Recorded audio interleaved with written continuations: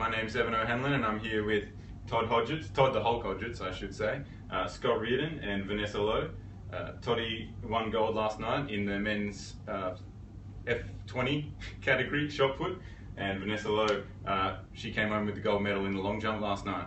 Now, just so everybody knows, before we get started, we need to let everyone know that Scotty and Vanessa are a couple. So there could be some interesting questions coming up, so stay tuned. So we'll start with Scotty first. How have you found Doha so far?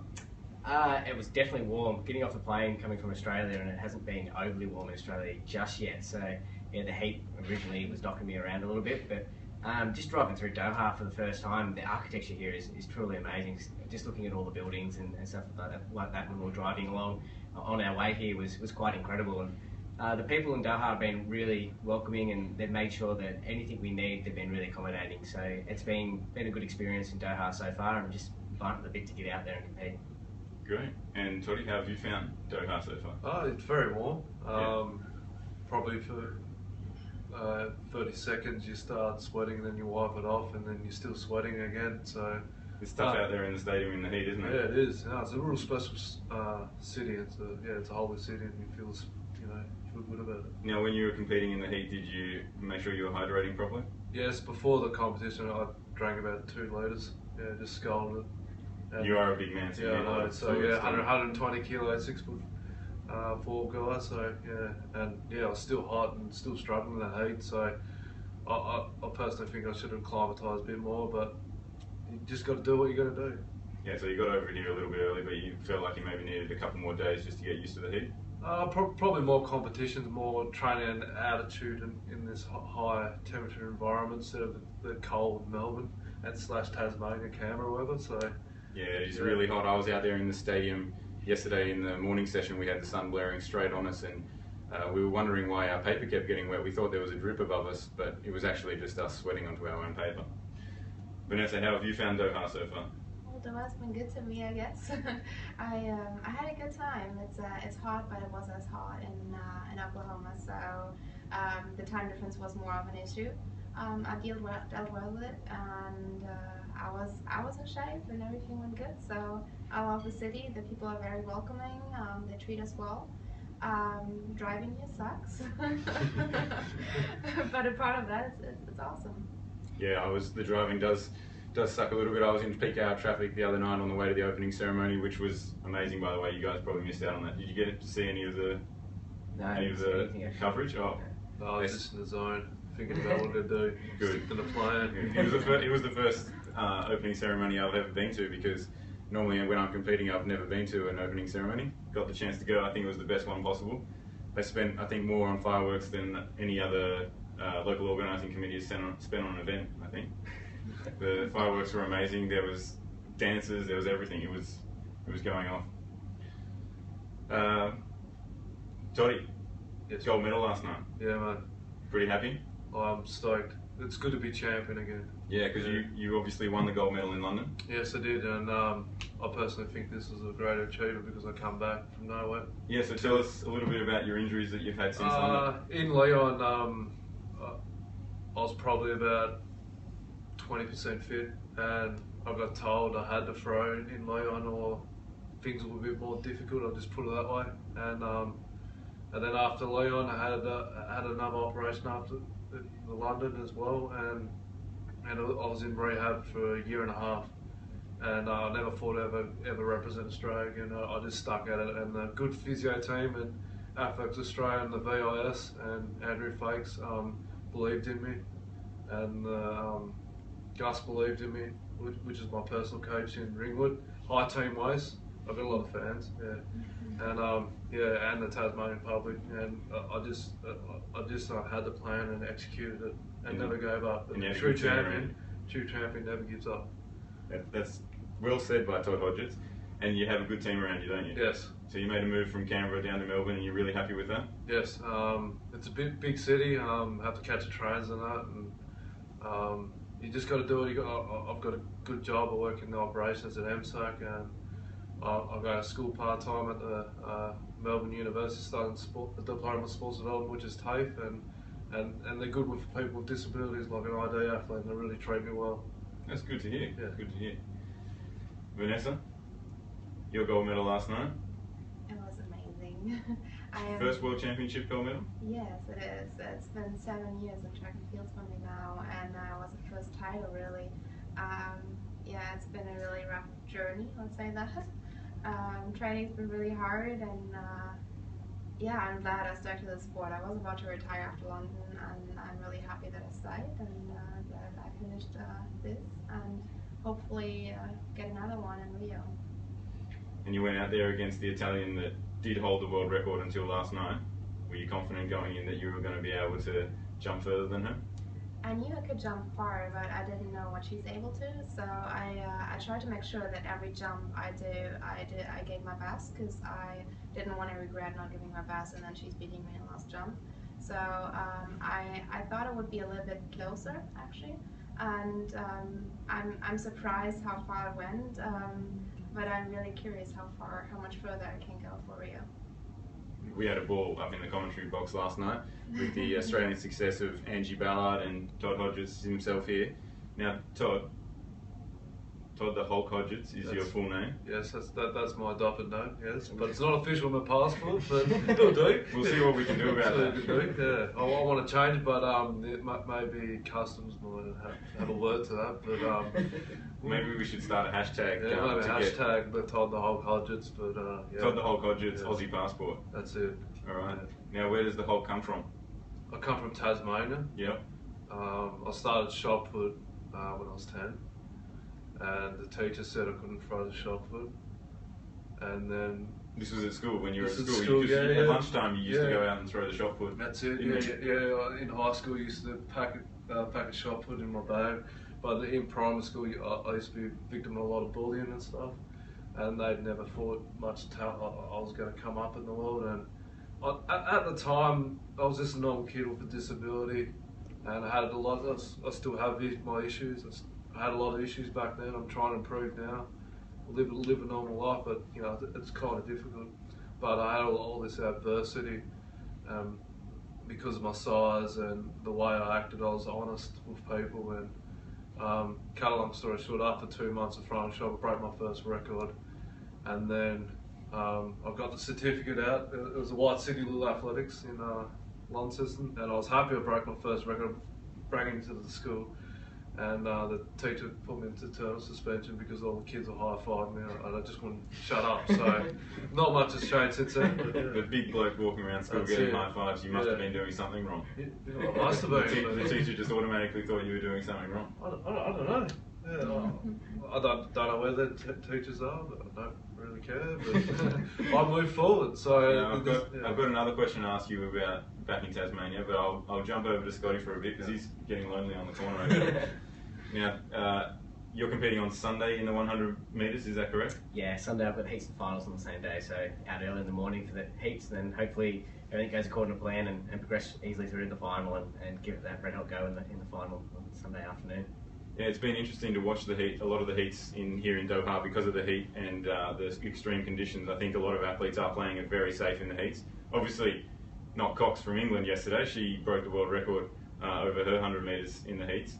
But a lot of the athletes seem to be saving themselves, and I think it's a pretty smart move. What do you think? Yeah, absolutely. I mean, you don't win championships in the heats, and I think that's things that sometimes people neglect to actually realise that. And for me, I'll be doing everything that I can that I need to do to progress to the final, but without expending too much energy. But looking at what the conditions are out there, and we've got looks like a bit of a gusty wind, but nice little tailwinds in the evening last night. So people were still going fast without really pushing too hard as well. So, and I'll no doubt run to 50 metres like I would in the race and then relax through to the finish. But you never know. Sometimes when you relax and kind of ease off a little bit, things happen a little bit more naturally, and you can still maintain some pretty good speed. So we'll see how we go. And I've been feeling good on the track out there. So I think things are going to progress quite well. Yeah, speaking of feeling good, how have you been in your performances running into Doha? Have you been happy with them? Yeah, I've been really happy with my performances. Started the season with 200. I haven't run a 200 since since Lyon, so it had been a couple of years since I'd actually competed over that distance, and ran a personal best second race out and almost broke the 25-second barrier. I went 25.01, so it was a big personal best for me in the 200, and started quite slow in the 100 metres. Actually, I was a bit a bit surprised and a bit scared actually. I started with my slowest time in about 2.5 years.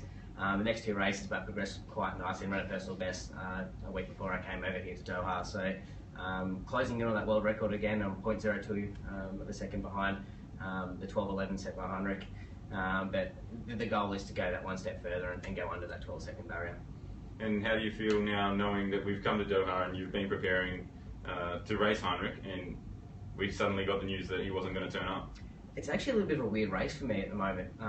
So both Heinrich, Earl and Shaquille Vance from America all aren't here. So those guys have been filling the podium over the last couple of years. So it's a little bit of a different feel, but we've got a young Russian coming through as well, and he probably was running a little bit faster than what Heinrich's been running over the last 12 months. So he was going to be a bit of a dark horse and still will be. So when that race comes around, he'll definitely be up there contending with me in the 100 metres. So yeah, I focus on what I need to do. I mean, at the end of the day, and regardless of what the person in the lane next to you is doing, I can only run as fast as I possibly can, and that's where my preparations has been. And it would have been nice to beat the best guys in the world, and a couple of those guys aren't here, but that's just the nature of the beast, and no doubt they'll be back leading into Rio next year.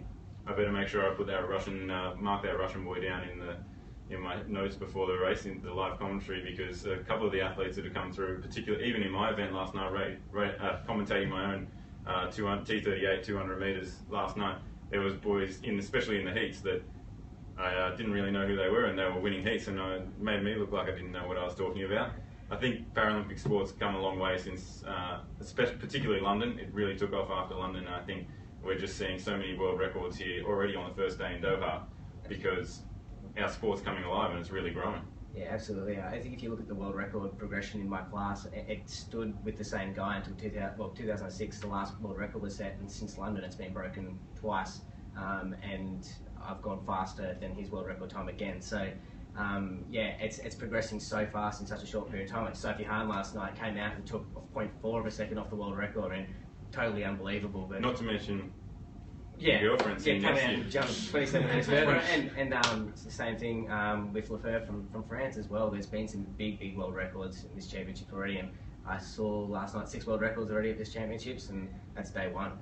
Imagine what the rest of the and Australia's already matched its gold medal tally from last World Championships. We were the only 2 gold medalists last World Championships. They've already got 2, so they don't even need me and Scotty anymore. Lucky I'm not here. We wouldn't be able to register us on the medal tally. Speaking of your performance last night, 20 centimetres above the old world record is pretty impressive. What do you put it down to? I trained hard and I put my peak on later in the season. So I mean, I was jumping quite well early in the season. I had some bad injuries over winter, and so I took my time, and that was a smart decision to do that, because the year before we were under quite big pressure to, like, after my move to the States, to show off that, you know, I'm in good shape. And this year we took the time, and it was absolutely worth it. I stayed healthy for a long amount of time, and yeah, everything went according to plan. I actually believed I have so much more in store. Like, none of my jumps have been really on the board, so I think I have a lot more to show for next year. Yeah, I did notice that last night. You were a fair way behind the border on a number of your jumps, so you do have a little bit left in the tank. I think you should go and have a chat to Schmidt, the other German in the event, because she was right on the board. There was a couple of there where it was touch and go, so maybe need to get a couple of tips from her. Maybe, but I'm jumping still further, so we can't stick to my plan. We can't argue with that. We can't argue with that. Now, you put it down to the fact you're jumping further, down to the fact that you've made your move to America and you've peaked at the right time and things like that. I like to think this is because you came and trained in Australia for a little bit, and with Scott Reardon and I on the beach down in Narrabeen. So we spent a couple of weeks on the beach down there. Tell us, what was it like to come to Australia and train over with us? It was great. Australia is so pretty. I had a really amazing time. The people have been really nice to me, and I mean, your training group been treating me well. The time in Narrabeen was very interesting. It was the first time for me running in the sand, and it worked quite well after a couple of fails. Walking in the sand still wasn't my favorite. I think you carried me up the hill because you felt so sorry for me. We should have had Todd the whole Hodgetts there. You're just He would have easily been able to carry it. I left a lot of people up. So walking up the hill in sand on 2 prosthetic legs is not a great thing to do, but it was a great experience. Good. And so tell us, we're going to go into a little bit of depth here. How did you two end up getting together? And like what timing, where was the timing? How did it happen? Because Scott Reardon was a little bit light on the details. I trained with Scotty, and all of a sudden he rocks up to training, and we've read on Facebook that he's got a girlfriend. We didn't even know he was interested. We didn't even know he was looking. Well. Played the cards very close to the chest for a long period of time there. Vanessa and I started speaking. I've always been speaking kind of on and off over a couple of years, but kind of after Lyon, we kind of really met at the anniversary games in 2013, and we actually really started speaking after Vanessa was having phantom pains one night. She put something up on Facebook, and I replied because I was having the same problem as well, and just from then we just kind of had a connection, and we started talking, and then started FaceTiming a lot, and then and it just kind of went from there, I guess, and here we are. And he helped me through some really rough times when I moved to the States, because it was like short time after I moved there.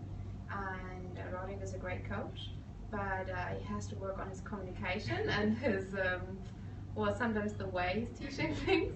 So it's pretty painful, and it was really good to have someone to talk to. Scotty would know all about the straightforward approach with our coach Irina Divoskina, the Ukrainian. She knows how it is, and she tells you. Sometimes at the track there, I have to drop in a couple of please and thank yous for her, just because she's very straightforward. Even tells me I'm eating too much. So she cares about me, the throwers. So even though you're not her athlete, she loves everyone in her own way. Yeah. And so you love everybody. I love You're everyone. The man. Everybody knows he's the man of the team. If we had a vote for team captain, I was going to be voting for Toddy, because I think he's one of the most inspirational characters in our team, and he can really hold it together up on a stage and talk to a number of people and really revs people up. That's it. Yeah, just bring the best out of people, and good things happen to good people. So. And you're really good at bringing people together. Everyone has a good laugh when they're with you. Yeah, you just try and lift people up, and try not to say anything bad for it, and just say good things to people. And if you say so, hey, you're looking good over there, people that might change someone's day, and lead to somewhere else. You just never know. Now you're very close with. You got a couple of brothers, don't you? Yes. Yeah, and you're very close with them. All of them, yeah. Equal, yeah. And growing up, they looked after you. Yeah, definitely. Yeah. Good. So they looked after you when you were growing up, and then you've moved to Canberra, and since then Melbourne, and you've found new people to help look after you as well. Yeah. I live next door to my cousins. I've got my own unit. Great. Yeah, they're on my mum's side. So my mum was a Briars, so I lived next door to the Briarses, and then my second cousin. So that's pretty cool. So I didn't even know about these guys until I met them in Canberra, and then I was living in this bungalow in Melbourne. Things weren't going that way, and I had to be patient, because it was just down the road from local Ringwood track, and there's certain things Easy to get to, but I had to move down probably 30 minutes away, but I'm in better. But now you're driving around in your BMW. That's it. Man about town, aren't you? Yeah, but I have trouble getting my arm out of the car, get in, because I've got big biceps, so driving down Trample Street in Melbourne. So I actually haven't seen you driving. What colour is your BMW? Silver. Classic. It's called the Silver Bullet. The Silver Bullet. The Hulk and the Silver Bullet. Yeah, the Hulk. Yeah. Sounds dangerous. Definitely. Yeah, I haven't rode it off yet. So. Like plan on to. Yeah. You just need to get green interior, so that that's it. Green tinted windows. It's more Hulk theme. Yeah, with Australian colours. And so, I've seen on Facebook. I followed you for a little while on Facebook. People don't think I'm on Facebook. I'm very low key. That you actually used to hold a eating record down in Tasmania. Yeah, definitely. Got recently broken last year, but. So tell us about the eating. What was? Should we spruik the restaurant, or should we just keep it nameless? Yeah, spruik the restaurant. What was the Turo's restaurant, a Spanish restaurant on York Street in Launceston. I held the record for 5 years. My 22nd birthday, I decided to eat a 2 kilogram steak. And the record was too fast for the first kilo. I decided to up it because it was super heavyweight. So I decided to eat that record, and I was like zoned in the same thing when I was throwing the shot put back then. Nothing's changed since I was 10 years of age. I zone in and pick it, I don't know how to do it. Yeah. How long did it take you to eat the 31 minutes. 31 minutes? Yeah. And someone broke it? And someone broke it by 30 seconds, so... We might have to get you a ticket. I reckon we can all we'll start another hashtag, get some money together, and we'll send you back down to Tasmania, all the way from Doha tonight. Send you back down there and see if you can beat the record. But I think your coach Arena will learn to me, so I don't annoy Arena, so I reckon I'm on good terms with her. It's taken a couple of years. She hasn't been happy since London, but yeah, I want to stay good terms with Arena, so. And I don't think Gus, your coach, would be too happy with you if you went. Oh no, he'd kill me. Because you've leaned down since your London win, haven't you? Yeah, I've with the VIS, Kylie, she's a good nutritionist, and I've really concentrated on my eating, and that actually, with the conditioning I was in Doha, I got over top, and because I was in shape and I was healthy, I was the most healthiest athlete. Didn't just throw further, but I was the healthiest athlete there, and I looked good. And he's confident. he's taken a couple of tips out of my book, I think. Oh. Todd Hodgetts. Toddy. Yes. Speaking of throwing last night. Yes. You get in the zone like you do with the steak eating? Yeah, definitely. The heat was trying to get to me, and I just followed my plan and followed my technique, and I've been throwing really well. I've been smashing in the gyms, throwing better than London in the previous, but the heat just got to me, and I had to adapt and just think to the plan and stick to the basics, and don't try new things, because no miracles happen in this level of international world-class athlete. You just got to stick to your plan and stick what works. And the medal tally for the Australians, do you reckon we need to up it? We've only got 2 golds so far. Because I've got an idea. Yeah. You've got Scotty here. Well, we've got Scotty here competing on Sunday, but we also, I feel like we missed out on a medal last night. Did we? On a gold medal. Yeah. Vanessa Lowe, sitting next to you. Yeah, she should be Australian. That's what I was going to say. So we can start another hashtag. We're making hashtags all over the place at the moment. Definitely. Yeah, Australian will have it. Yeah. Because I'm not sure if the German team is going to agree with that. But you've obviously got great support down in Melbourne, so maybe you should just have a chat with her later and let her know how good the support is in Australia. Yeah, and Melbourne, and Canberra. Is that where you live, Scotty? Yeah, that's where I still live. I'm still Canberra at heart, but I live in Melbourne. Vanessa, here's your opportunity now to say how good your support is from Germany and living in America and the team you've got around you. Is that part of the key to success, do you think? It's not all about support. It's also about the training environment. And Roderick is a great coach, and he's going to bring me to my best in Rio, and I really hope it's enough for it to win a gold. And I will see what's coming up after. I'll have that opened. I probably won't go back to Germany. I mean, it's an open plan. I'm going to move to Australia. I'm not sure how if I keep competing, and so I don't really have a plan yet. Because tell us a little bit more about Roderick, your coach, because his wife, he was a competitor as well, and his wife was a competitor, I believe, as well. Yeah, he competed at the Sydney and Athens games, and he won 2 medals in Sydney, and Katrin won gold in Beijing and bronze in London. So they have quite a bit of medals at home. They are really experienced in what they do. Roderick is really talented in getting us to it right in time, so he makes a peak at the right time. His training technique is, let's say it's a little bit different. So it was quite difficult to get used to it first, but he made me grow mentally, and I think that helped me not just in sport, but actually in everyday life. Yeah, that was very important. I always say to people, if it was easy, everyone would be doing it, wouldn't they? Yeah, that's true, but it was sometimes unnecessarily hard, actually.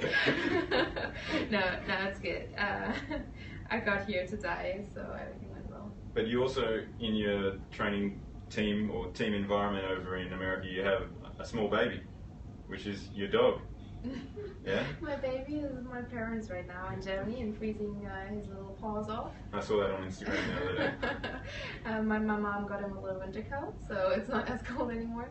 But yes, he's actually a service dog. I got him medicated and he's taking care of me. And I can't wait to be back.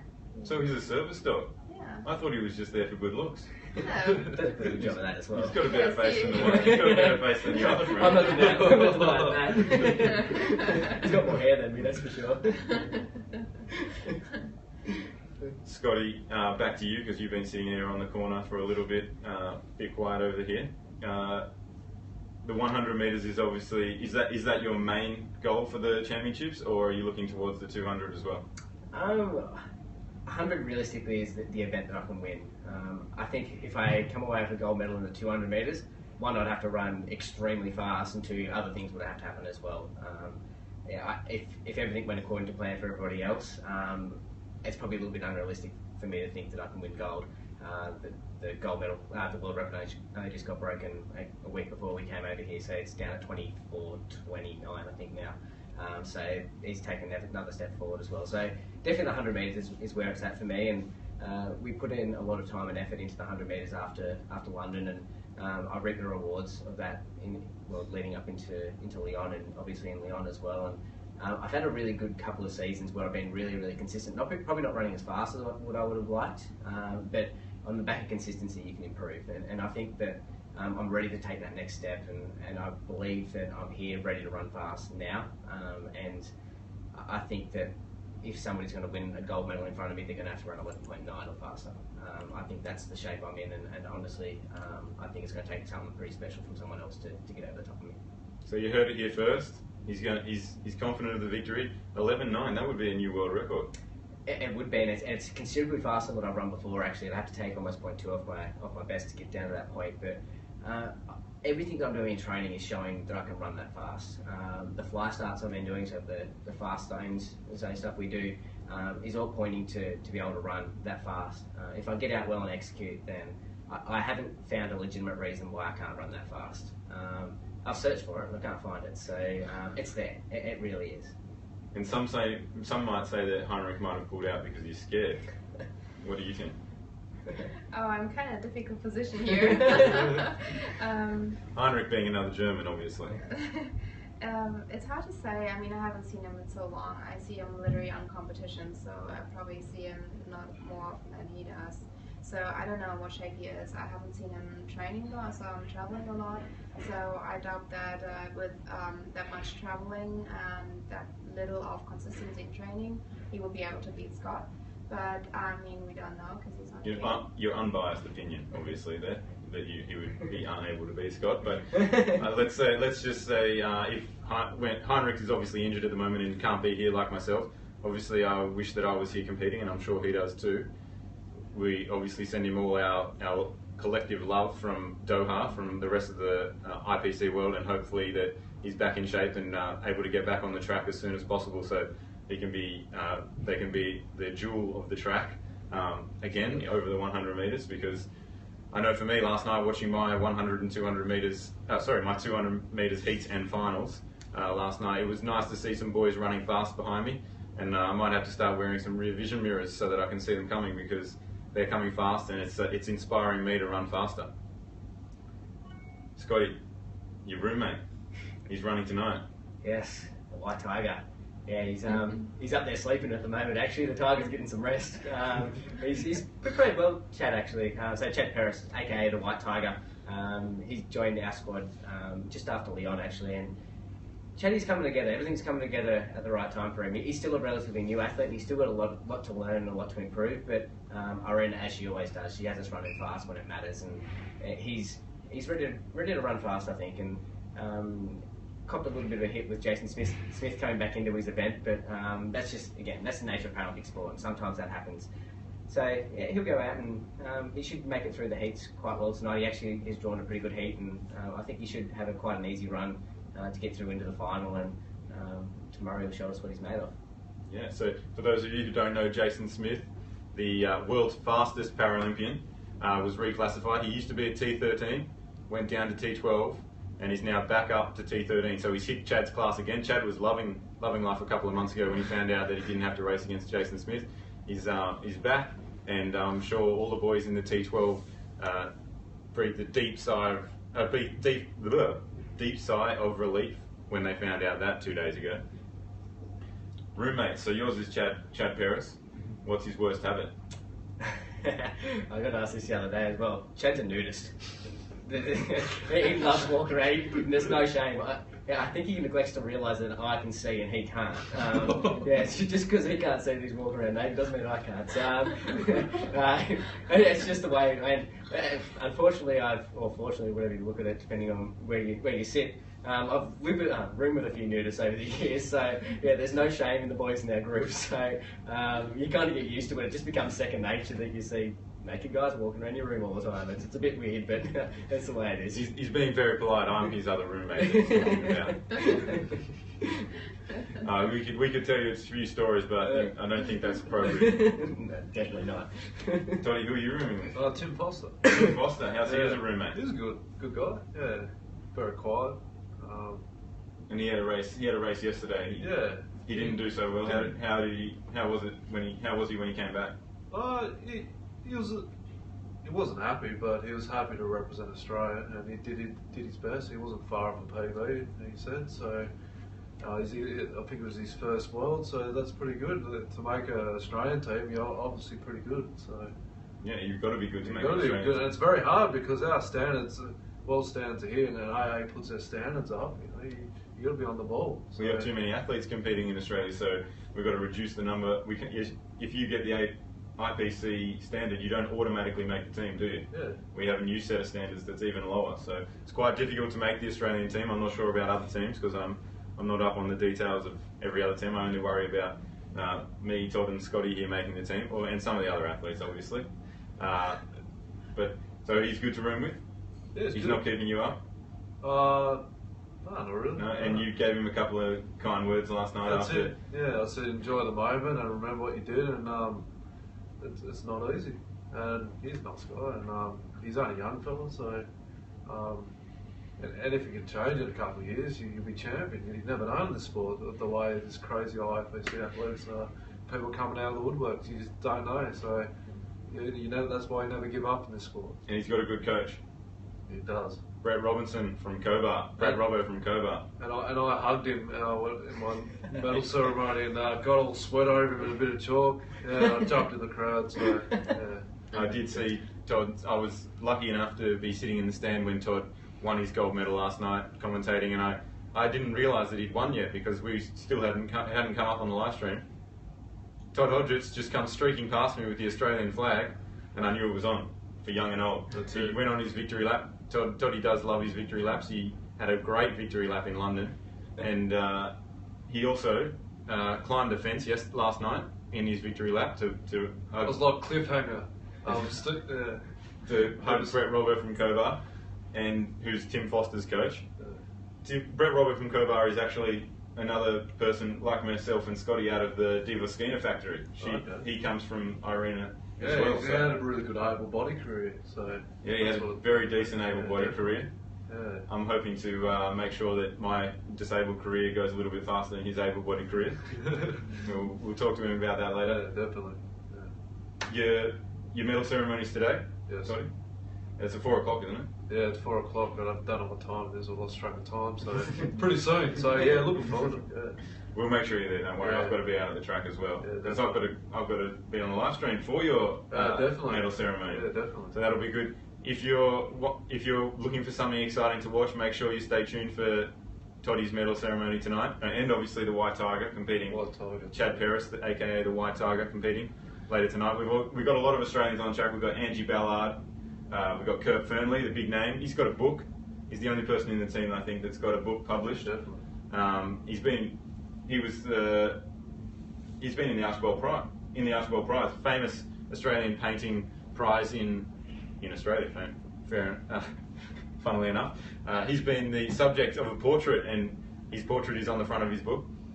Your medal ceremony tonight. Yeah, definitely. I won't do anything stupid, so. You won't? No, I won't. That's why I was I won't looking forward offend to it. anyone, so yeah. Because in London, Todd is famous for doing a moonwalk up the Yeah. podium. Because in Paralympic sport, we have a podium that has a ramp, obviously. We need it for the wheelchair athletes. The able-bodied athletes, they have to walk upstairs. We get ramps. Yeah. We're a little bit more privileged. We don't like that kind of exercise after we've won our gold medals. I did that fast. They couldn't put on replay, so that's what the commentary said. It was Pete Francis that said it. So So you won't be moonwalking up the podium tonight? nothing like that. Got something to do, but yeah. What do you think? Do you think Toddy should do a moonwalk up the podium? It's his trademark. Hey, he's done it once, you got to do it again. I don't know. His trademark is the hulking out at the end of the. That's his trademark after he wins. That's not his trademark podium thing, but He's got a lot of trademarks. The BMW. Girls, the looks, the glasses. Vanessa, what are your events coming up, and what days are they on, so we can stay tuned? I'm competing in a week time, so the 29th and 30th heats and final for the 100. Will be very interesting. I was quite a bit off the Italian goal in the last couple of races, but I believe I improved a lot in the last couple of weeks. I think it's going to be a very interesting race. Cool. And obviously 20 centimetres improvement last night, so if we multiply 20 centimetres by how many steps you take over 100 metres, you'll have improved a long way by then. I would have, yeah. I would have, could have, should have. I don't know, we'll see. I have to get everything together. Hope to get a good race, get a good win. Scotty, who's your highlight of what are you looking forward to, other than your own race, obviously, and Vanessa's here because they're obviously the main races for you. What other races are you looking forward to in the competition? Definitely the 4400. It's always nice to watch. And obviously again 42 with Vanessa running again. Some of the wheelchair races will be really interesting as well. I think David Weir and Marcel Hooger are both dueling for gold again this year, and that should be quite a good race to watch. And it's just an interesting competition. I haven't obviously been out of the loop with Paralympic sport for a little while, with World Championships being 2 years ago.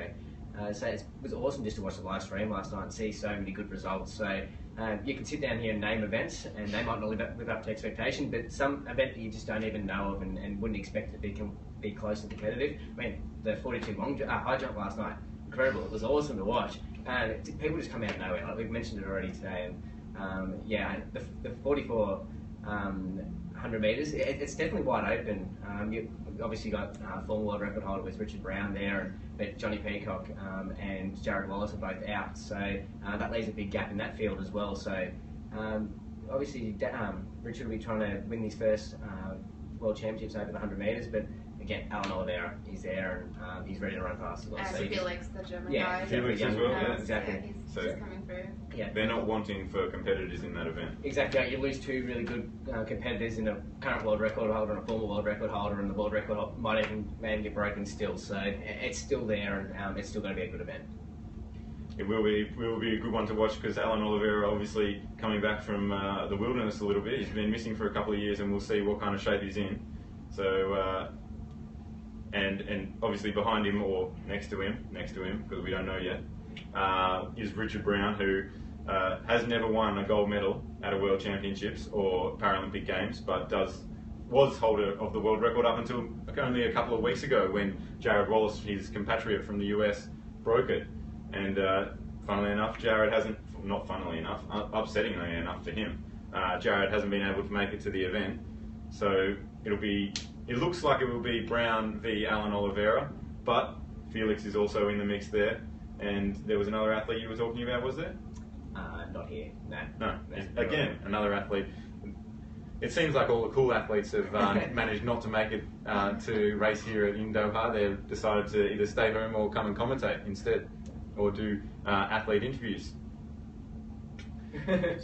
Now, Scotty, you're obviously a below knee or through knee amputee. Do you want to give us a little bit of a story? Gruesome details or not, whichever you prefer, about how you lost your leg? What, the true one or the fake one? So Well, the one where I crashed my kangaroo, or the one that actually happened. I've got a few stories. Those high-speed kangaroo chases can be quite dangerous. Yeah, well, I was going to school one day, and my kangaroo just drifted a little bit wide around the corner, and there was one coming the other way, and we collided, and I went over the top and broke my leg so bad that to amputate. So yeah, it was pretty nasty. So yeah, they say that the kangaroos they move pretty fast, and when stuff happens, it's no good. But I was involved in a farm accident in 2002. So there was kangaroos probably nearby? Yeah, there was definitely kangaroos. They were watching. I had to go and ask them what they thought after I finished, after it all happened. I was involved in a farm accident when I was 12. Mum and Dad always told me to do my shoelaces up. I guess I just went the hard way. I got my shoelace caught in some moving parts on the tractor, and luckily I got spat out of the tractor, and I'm still here to live to tell the tale. And I was pretty lucky I survived the accident and then not to die of blood loss as well. So to be sitting here with one leg missing, I'm definitely very lucky. And I hear it was your brother that was with you at the time on the tractor, and he basically, this is what I believe, he saved your life, is that right? Yeah, absolutely. There was a few things that happened in the short period of time after I lost my leg, and after it happened, I woke up on the ground and I looked down and I realised my leg was amputated, and I got up and I hopped to the vehicle that was nearby. You hopped to the vehicle like the kangaroos nearby? Yeah, exactly right. We drove back over to our house. We were 2 kilometres down the paddock when it happened, and when we got back to the house, I hopped out of the ute and hopped into the car, and at that stage my brother, he went inside and grabbed a belt to tourniquet my leg, and he held my leg the entire duration into town until we got to an ambulance. So when we decided to drive to town, that was definitely one of the reasons I survived, and the fact my brother was there holding my leg to make sure that I wasn't going to die of blood loss. Without him being there and reacting the way he did, I probably wouldn't be sitting here talking to you. Yeah, we do make light a little bit of our stories in the Paralympic movement, because we're obviously all very comfortable with our disabilities, a lot of us anyway, because we're out on the track putting it on display all the time. We do make light of it, but they are very serious situations, and I do know Scotty very well, so I know I can have a little bit of a laugh. So, just bear that in mind, Vanessa, what's your story, and how did you end up with where you are today? Well, I was waiting for the train, and accidents happen, and so I fell in front of the train. I got overrun by a train, and so one of my legs got amputated straight away, and I got brought to the hospital, and I had quite a bit of blood loss, so they decided to amputate the other leg as well. It was in 2006, so it was quite a rough time, and I had a few really hard injuries, so I was really lucky to come out of the 2 legs missing, honestly. I was in coma for a while and in hospital for quite a long time, so everything considered, I'm really happy to where I'm at today, and that the technology got that good that I'm able to live a normal life and walk in a normal way. So I'm able to run the 100 meters very quickly and jump pretty far, and I think I can be very quickly. Happy. It's very quickly and pretty far. It's very fast. 20 centimeters beyond the world record is how far. Toddy, you were telling us earlier a little bit about your story growing up and not having such a fun time because you got a little bit bullied and things like that. Yeah. We all in Paralympic sport have a little bit of a story behind us, don't we? Yeah. That's why I believe that it's a little bit better than able-bodied athletics, because every athlete out there competing has a bit of adversity, a bit of a story, and I think it's much more relatable to the public. What do you think? Yeah, oh, definitely. We've got these disabilities for a gift, so that people just, in my situation, just focus on the disability. People shouldn't focus on the ability. There shouldn't be a word of disability, there should be an ability to do something.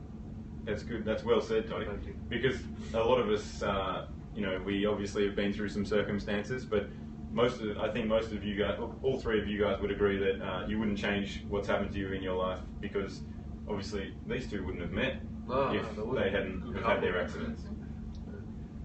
And I'm the same. I wouldn't have met my fiancée if I hadn't been involved in sport, and I probably wouldn't have been involved in sport if I wasn't disabled. So I'm very lucky and very proud to have my disability, and I think all 3 of you would be just as proud, wouldn't you? Absolutely. Definitely. Hashtag proud Paralympian. Hashtag beyond incredible. No, well, I wouldn't be the Hulk without it because, you know, I'm just such an animal, so. It makes you who you are, doesn't it? Yeah, it is. So I've got my certain ways of doing things. I just think about training. That's all I basically think about. And sometimes, that's why sometimes you don't see me hanging out in public. I'm just busy training, so that's just the way I am. You're able to focus on what you want to because do. I got mild autism, so and we just focus on one cues. And if you give me 50 cues, I get lost. If you just give me one thing to focus on to get in the zone, I can do anything. You're able to hyper focus. Maybe that's your thing. You're focusing so much on it that you're able to achieve such greatness. That's it. Yeah. You only just need one thing to work on. So obviously that's your thing. That's why you think you're able to perform. Do you have any rituals before competition or superstitions? Superstitious. Things that you do before competition every time to make. I heard in London that you may have been wearing the same pair of undies for quite some time. Never heard of it, but I do wear some bondies, and then if you see it on the replay, they flung up. But yeah, I've hung them up somewhere back in Tasmania. Red bondies. You should put them in a frame and take them down to the Spanish restaurant where you broke the steak world record. Should do. Yeah. No. Good thought. I haven't thought about that one. And I'll sign them with the Todd the Hulk Hodgetts. Yeah. Hashtag. Hashtag beyond incredible. Beyond incredible. Yeah. Proud Paralympian. Definitely. And what were the other hashtags we were going to start? Oh, Toddy to get his passport changed to Todd the Hulk Hodgetts. That's right. Todd the Hulk Hodgetts. Yeah. Vanessa, before competition, do you have anything that you like to do? Well, my last World Championships, I forgot my running legs in the room and went to the track without my legs, so that's kind of ritual. I broke it this time. Well, I still have the 100 ahead, so I shouldn't talk too soon. But I just try to be happy and try to enjoy the time, and I worked hard, so that is the time to enjoy, and that's what I did. It seems like forgetting things or losing things might be a little bit of a theme here, because I heard quite down low last night, on the download, that Todd the Hulk Hodgetts lost his competition uniform the day before competition and only found it 15 minutes before you got the track. Went to the track for competition. Close. Yeah, I was packing it. So you sent it off to the wash and they decided, the group, 2 days. The ladies downstairs must have thought, this is Todd the Hulk Hodgetts. They must have been trying to sell it on eBay. Oh, maybe wear it or something. I don't know what they're doing. Well, it's not going to fit many people. You're a big man. It might fit 2 people in there, but yeah. They can have one on each leg. They might be able to run faster than you then. Run fast? They definitely won't be able to throw faster. Yeah, they might beep in 100 metres, but not 10 metres. And Scotty, what do you do before competition? I don't have any special rituals or anything like that, I guess. I do this, I kind of do the same thing throughout the whole warm-up, but I don't like having, if I have a lucky charm or anything like that, if you don't have it, then you stress. So I kind of keep it consistent to the things that I can do, and as far as my warm-up and everything's concerned, it's the same every single time I do it, and it's just consistency. You do it in training, you do it in competition, and it just helps me relax and concentrate on what I need to do. And if you got to a point where you had a lucky pair of undies or lucky pair of socks or something you wore and you didn't have them that one day, then it could probably derail your competition if you had that superstition. So yeah, I try to kind of keep it relaxed but consistent. Yeah. All right, and just to wrap up, each of you will start with Toddy first because he's got the gold medal last night, and he's from Australia. Sorry. Yeah. That's right, of course. He's wearing the green and gold as well. So, what would you say to the rest of the world on the live? You're up live on the internet in order for them to watch Doha and get excited. To watch us because we don't just have disabilities; we have abilities, and we take on the world. And you only get one shot in a lifetime, and you don't want to miss this shot. Very well said, Todd Hodgetts. Vanessa, what would you say to the world? I would say it's really interesting to watch because people with no eyesight are jumping and you think, how the hell are they doing that? And people with no legs are running, and it's really, really interesting to see what's possible. Well, sum it up, beyond incredible. That's what it is. You watch an able-bodied competition, you have one 100-metre race where everyone's fine, can see, and everything's 100%. You could watch 500-metre races tonight. You could go from somebody who's completely blind to somebody who's in a wheelchair to somebody with no legs. You just don't get that that versatility within the able-bodied sport, and the stories and everything that goes behind. I mean, tonight, if anybody is going to watch the live stream, get on and watch David Brown run tonight with Jerome Avery. That guy is absolutely incredible. The way that he runs, he's not a good athlete because he's got a disability. He's just a great athlete. Regardless of whether he had sight or no sight, he would still be an amazing athlete. And tune in tonight to watch him run. It's going to be awesome. And he writes poetry. I'm waiting for him to bring out some poetry with my name in it. After meeting him in Rio, I put a sneaky word in and told him I'd like to hear some poetry about myself. And I'm sure he can maybe write some poetry about us here today. But that looks like a wrap from here in Doha for our first live Periscope session. It was my first live session, so I hope you enjoyed it and it went okay. And goodbye from the team. You can all wave.